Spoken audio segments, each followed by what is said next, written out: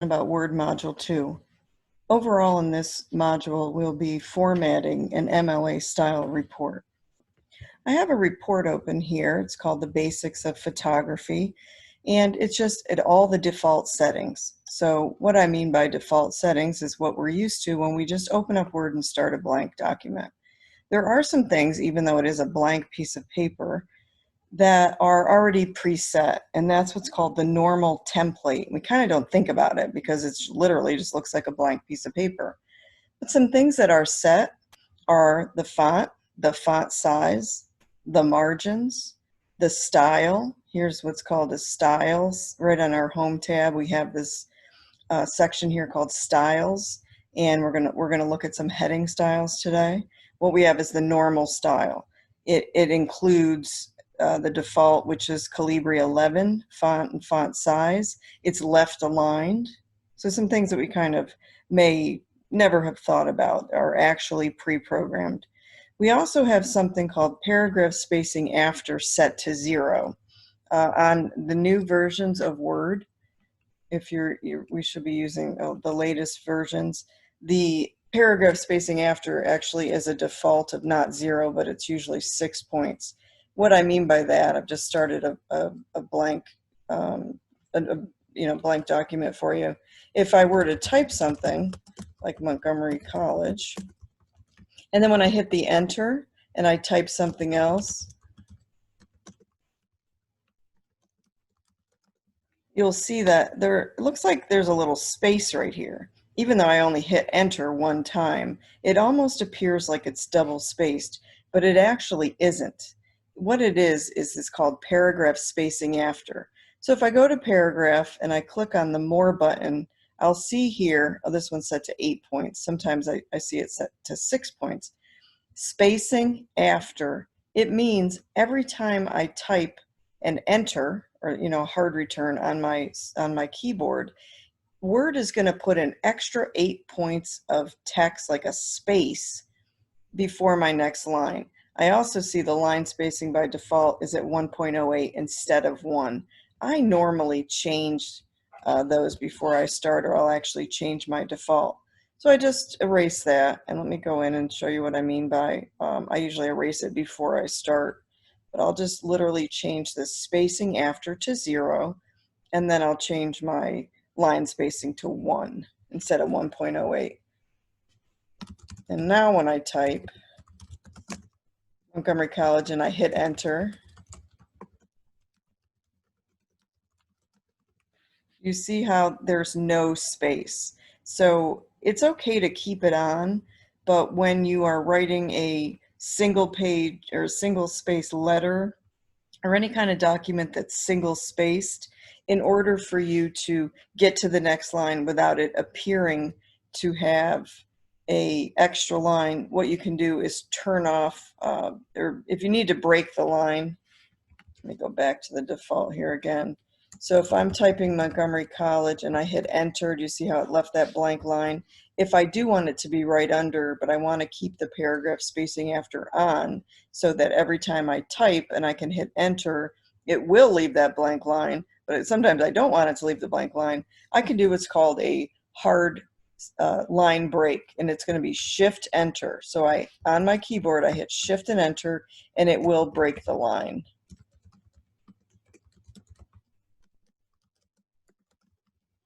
So again, I'm hitting enter, it's doing a little bit more. So if I don't hit the shift enter, you see how it is, it's kind of leaving that extra 0.8, or it almost appears like it's double spaced.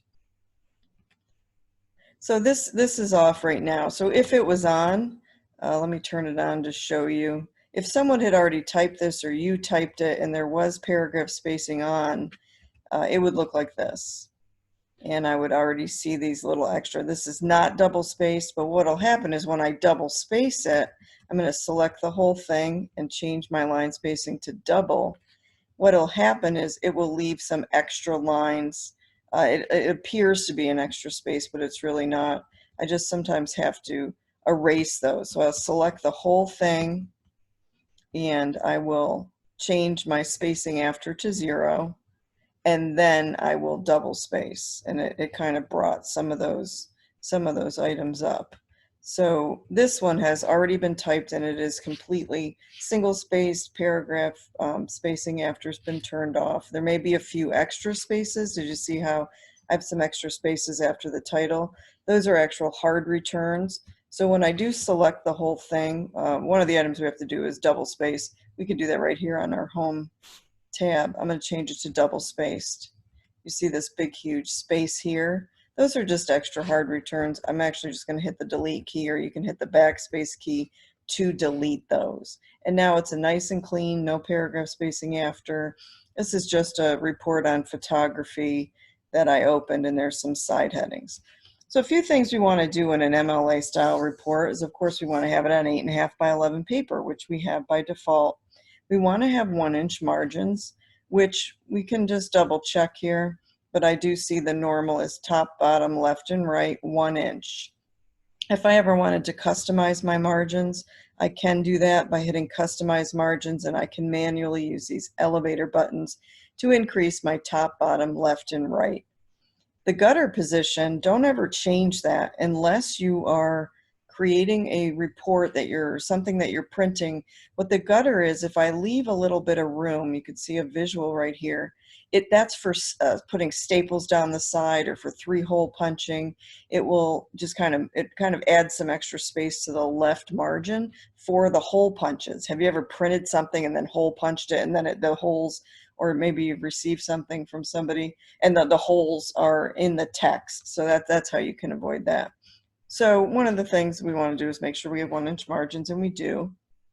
Another item is to indent the paragraphs. And the way we're going to indent paragraphs is, maybe in the past you've just hit the tab key. What I want you to do is to use what's called an indent. Now this has already been typed for us because I didn't want you to, and you're going to have to do this in your Word assignment. I'm not going to have you type a whole report. I'm going to give you a report. So in order to add the indent, what I normally would do is turn it on and then type my report, and then every time I start a new paragraph, it'll already be indented.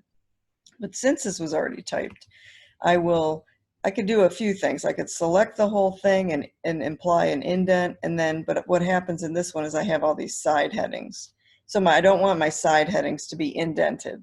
I only want the first line of every paragraph to be indented. So hitting tab at the beginning of each paragraph is fine up to this point, but now I want you to learn how to how to use the software the way it was intended.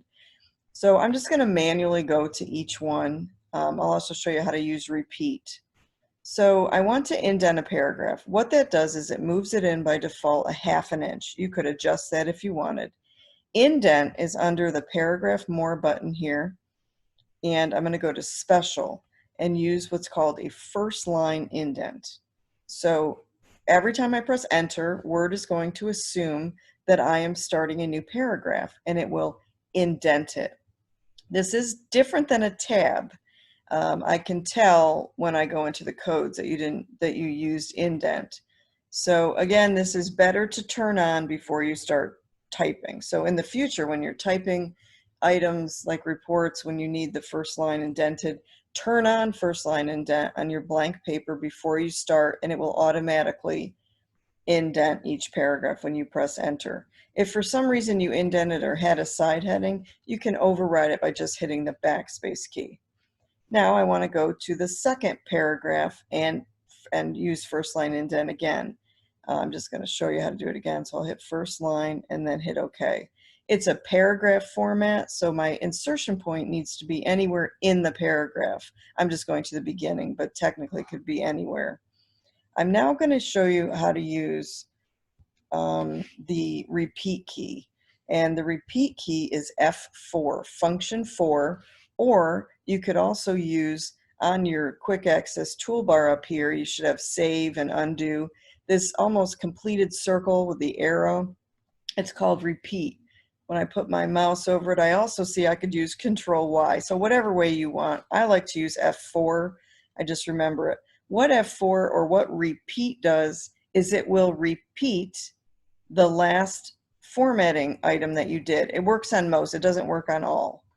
But I'm just going to scroll down, and I'm going to here I am in this paragraph here, the next paragraph, and I hit F4. See, my cursor doesn't have to be at the beginning. It can be anywhere in the paragraph. And it's repeating the fact that I indented. So I'm just going to keep going down, F4, keep going down, F4. That's repeat. I could also go to any, keep going to paragraph, first line, okay. So that's a couple steps. I want you to try to learn to be a little bit more proficient or quick. You'll be the best if you just turn it on before you start typing, but sometimes, many times, we're using reports or some documents that other people have given us. So we might have to manually go through and make these choices. Another thing I could do is select the whole thing and then apply the indent, but then I would, if I have side headings like I do here, these subheadings, I would have to move those all back to the left margin. So let me just, this one doesn't have a side heading. Let me just keep going, and there's the end. This is just some random report that I found to use. So see how all of this, the side heading or the paragraphs are first line indented, and you can double check it. So the basics of photography is the title. The title of the report will always be centered normally, but I'm going to show you how to use headings. So heading styles, the title is heading 1 and any of the side headings are heading 2, and you can override any of these. But what these are pre-formatted text and spacing and font and sometimes color. I'm going to apply heading 1 to the title. So basics of photography. So a few things heading 1 did was it, of course, it changed the font. It made it larger. It made it blue. It's left aligned. There's a lot of things that you can see that it did. It has paragraph spacing of 0. So that's the title of the report. All the side headings here, I'm going to apply heading style 2. And see what that did was it's a little bit smaller, but it's Calibri Light. You want to start using headings if you've never used them before. As you get more advanced into using Word or other word processing software, because later on it will help you. If you have headings applied, you can auto-generate a table of contents, for instance. And also, if you start getting into themes of documents or reports, it will, it's just better to use headings. It'll be able to pull from it. So I'm just kind of going to each side heading now and applying heading 2. It will affect the whole paragraph, and these side headings are actually paragraphs, even though sometimes they're 1 or 2 words. So I don't need to select it. I just need to be within the text or in the beginning of the text. So I'm applying heading 2. Another thing I can do is hit the repeat. I love this repeat. I'm hitting the function for the F4 at the top of my PC keyboard. But those of you on a Mac or if you don't want to do that, you can also do Control Y or hit that repeat.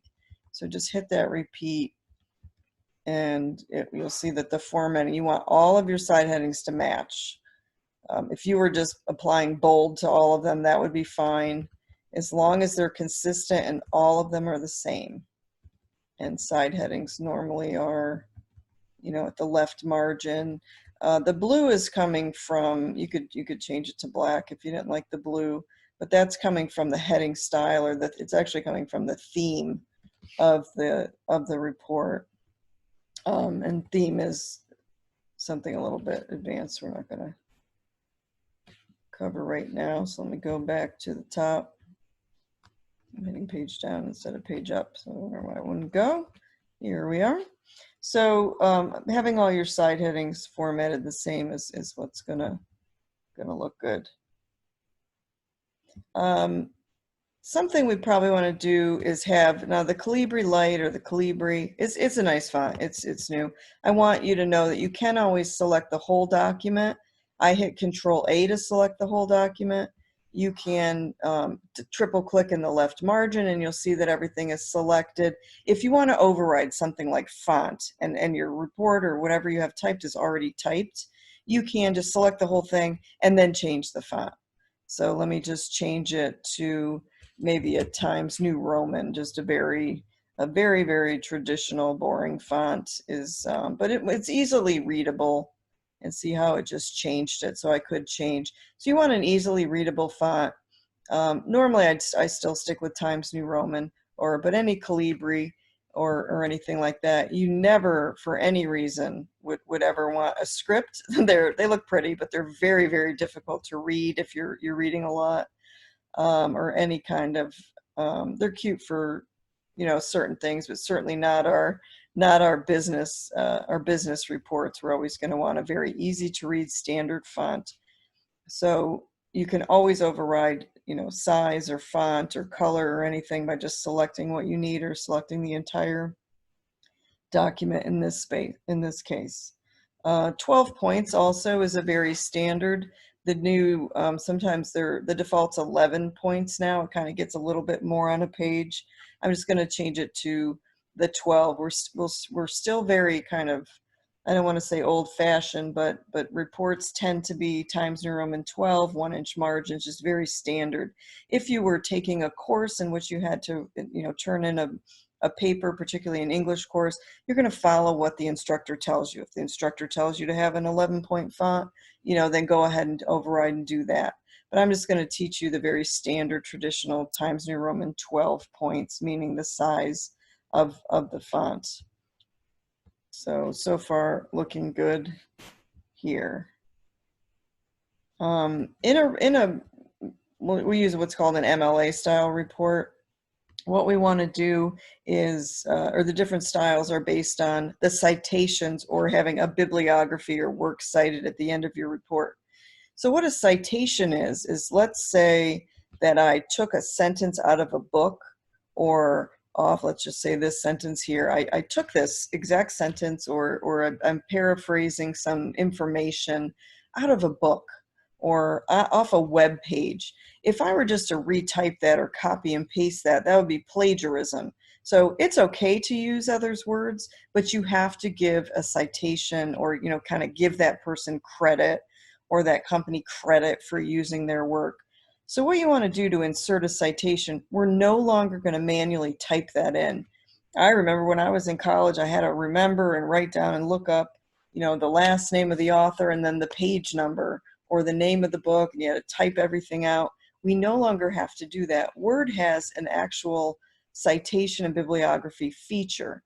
So what you want to do is place your cursor at the end of the sentence that you copied or that you're using or that you need to cite. So right up against the period, and you're going to go to the References tab. And right in this center here, this is set for MLA. If yours is set, there's lots of different ways to cite work. There's MLA, there's APA, there's a bunch I've never even heard of. I've used Chicago. So based on your level of writing and what you're in, whatever you're asked to do, if you're in a publishing company and they want you to use APA, or your teacher wants you to use Chicago, then you just simply can change it right here on this style. So I'm going to keep mine at MLA. But if I change my mind and I want to do APA, I can just change it at any time. What Word is going to do is it's going to automatically, you're going to put all the information that you have about the website or book or periodical or whatever you took the information from, and Word will format it for you. So it's always okay to have extra information now. It's also a good place to look. So I'll show you what I mean. Put your insertion point right after the period of, after the sentence that you copied or after the information that you have to cite, and go to Insert Citation. Again, I'm on the References tab, and I'm going to add a new source. So I get the Create Source dialog box. What did you take the source from? Well, these days we take a lot off the web. So website, I'm just going to click on this just to show you all the different types of things that you can kind of pull from. Books, certainly, journals, articles, reports. You can get into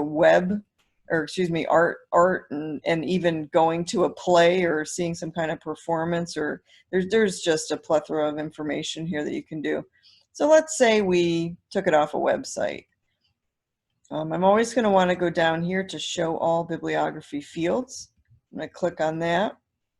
And then what that will do, you'll see these red asterisks. You don't have to have every single one, but it's good to have at least those. So put as much information as you have about the website that you took the information from. So if you're doing a research paper or that you're going to be pulling information, just remember to, maybe print or or write down as much as you can. It's a little more difficult to find things like author, date, last date updated on a web page. Not all web pages are, perfectly updated or have all that information. Just put as much as you have. So let's say I'm going to pull from a website. I'll look at the author and I will put the name of the author. So I'll just write Mickey Mouse. The name of the web page is at the top left, like on your browser, you'll see the title or name of a web page. And I'll write, let's say I'm at the Walt Disney World, name of the web page. So literally whatever it is. The name of the website, if you have that, it's very similar or probably the same as the web page. There could be information. Always look at the way at the bottom of the bottom of the main page of the site you're on. A lot of times we'll have some, who maintained the website or any of that. There may be year, month, and day that's listed on the date of the article or something. You can do that. If you don't have that, that's okay. But one thing you do always have is the date that you accessed it. So what day did you look at the website? So I'm going to just, put a date here. Let's say it was July 13th, 2020. So that's the day that you accessed it. This is particularly helpful if you do this if you're looking at information that changes.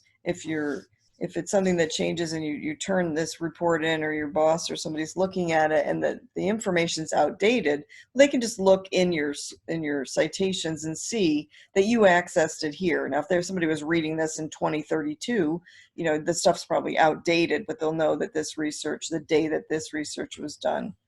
I don't know why URL doesn't have a red asterisk next to it. I always would put a URL. You're always going to have a URL, so at least put the main page of the site. And then there's anything you have, just fill all these in. The Medium is just a website. I don't need the Medium, so I'm just going to hit OK when I'm done adding everything that you can. In an MLA style report, author's last name goes in parentheses. You see how Word did that for me all by myself, or all by itself. And if I'm referring to that web page several times, I can also reuse that citation. So I'm going to click down on another sentence, and I can just go back to references, insert citation, and you'll see the one that I typed already there. I can just click on it, and it will again insert that author's last name. I'll move down a little bit and just show you what a book one looks like. So again, just put all the information you want. Let's say I copied this sentence, go to the end of the period, right after the period, and let's insert another citation. This time, let's say I pulled from a book. I'm going to add a new source. The source is a book. So I just have to find book in the list, and I'm going to put the author. And the author this time is Daffy Duck. And I'm going to always do show all bibliography fields. It will give you some more. Here's the title of the book. Making up some information here. Let's say it was from 2010. The city, a lot of the information from a book, of course, will be in the beginning of the book in the first 2 pages. And I'll just write Rockville, Maryland. You can put as much as you want. Name of the publisher. All of this much easier to find in an actual physical book than on the web page. You might have editor volume. Put as much information as you have. The medium could be like hardcover. The pages that you referenced, if you have any of this, the edition. You could also put the day that you accessed it and that kind of stuff. URL isn't there unless you're looking at an online book. Would be helpful. So there again, the last name of the author's put there. So put as many as you need. You can have, there's no limit. You could put many different books, many, a combination, whatever you want. And then when you're done with your report, what you're going to have to do is insert what's called a works cited page. And you may have used a bibliography page. MLA style requires a works cited page, which is the same as a bibliography, but literally just you type the works cited instead of, bibliography. It's just the way that it's formatted. So go to the end of your report. I don't ever want you, if you need to start at the top of a new page, which we have to do for this works cited, I don't ever want you to hit enter, enter, enter, enter, until you get to the next page. What that does is it just puts in a lot of extra hard returns, and it puts a big gap of space. And so if you added a paragraph or something up above or in the middle, it's going to leave this giant amount of space. So what we want to do is say, hey, no matter if I change anything above where I am, I can just hit, whatever I'm going to type next is always going to start at the top of the next page if I put in what's called a hard page break. So I can go into, there's like a break feature in the thing, but the easier way to do it, Control Enter. So I'll Control Enter, and it pushed my paper down, and my insertion point is now at the top of the next page. Works cited is always the last page of a report, and you put it, so you want to start the new page and then just keep your insertion point there. You do not have to even type bibliography or works cited anymore. We have a feature in the References tab that will do it for us. So now that I'm ready to insert my works cited page, I go back to References tab. Underneath Style, it says Bibliography. I click on that down arrow, and I have a few choices. I have bibliography. What this is going to do is put the word bibliography, and then it will fill in the bibliography. References, it will put the word references and then fill it in. I'm going to use works cited. If I had typed works cited already, I could then just insert the bibliography. What this will do is just insert the 3 lines or however many citations you had without the actual word. I know that it's works cited, and I haven't typed anything yet, so I can just click works cited. So look how nice that is. The reason I'm asking you to learn styles, do you remember back when we did the title?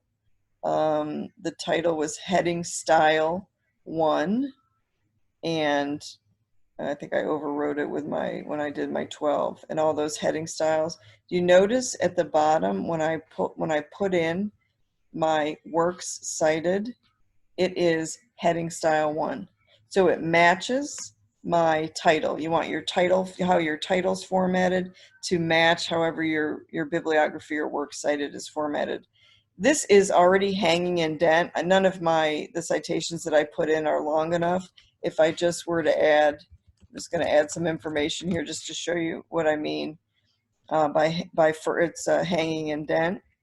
If I had a lot more information, this is a hanging indent. The first line starts at the left margin, and if it's long enough to break a line, anything on the second line will be indented. It's called a hanging indent, and that is all formatted in. So let Word do that for you.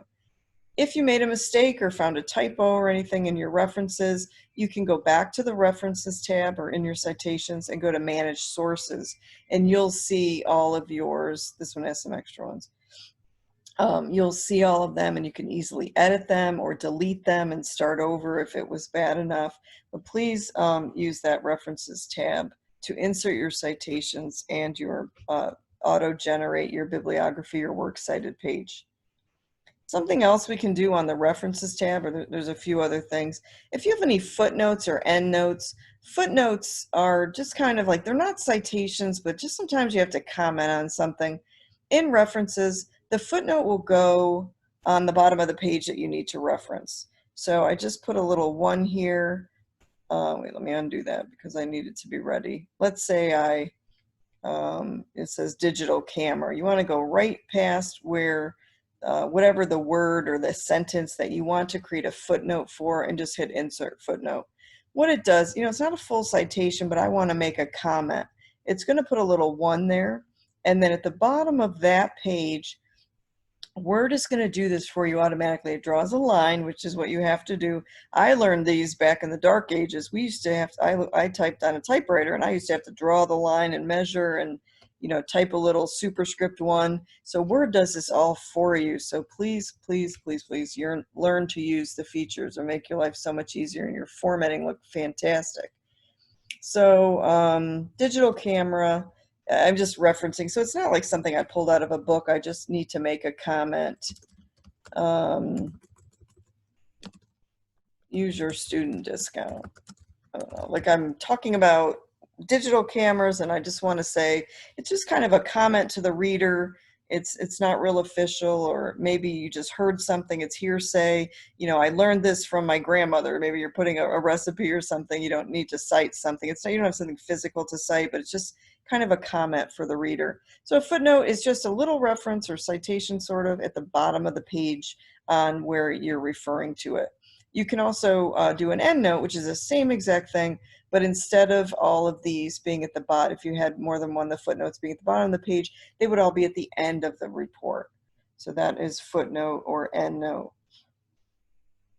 The last thing is captions. So I do not have any images in here. A caption is, or it's like if you had a table, you think about a textbook, and you ever be reading a textbook and it says refer to table 1, and then on the next page there'll be an image, and you look at that image, and that image is labeled table 1. So that's what a caption is. So maybe you can put captions on tables if you have tables typed out, or you can put captions on images. So let me just insert an image. I'll just I'm just somewhere randomly. You would have it placed a little bit more logically. I'm going to insert a picture. This is about photography, so I'm just going to insert a picture of a camera. Just a simple. Here's a fancy Canon camera. So I've just inserted. When you insert an image, it is an object.